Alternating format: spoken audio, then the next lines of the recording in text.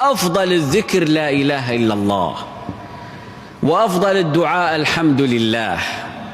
ويقول النبي صلى الله عليه وسلم: أفضل ما قلت أنا والنبيون من قبلي لا إله إلا الله وحده لا شريك له، له الملك وله الحمد وهو على كل شيء قدير.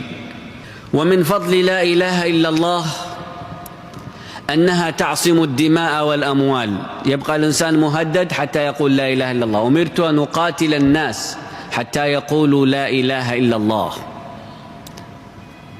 حتى يقولوا لا إله إلا الله ويقيموا الصلاة ويؤتوا الزكاة، فإذا فعلوا ذلك عصموا مني دماءهم.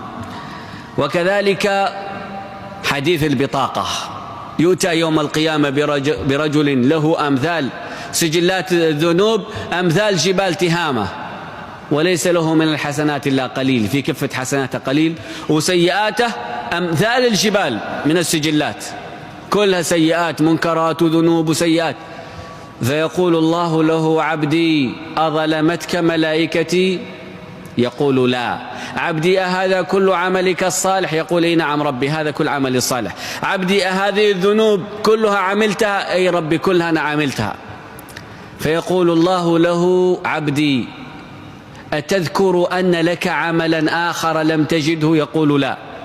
فيقول الله له: اليوم أوفيك أمانتك التي أشهدتني عليها واستودعتك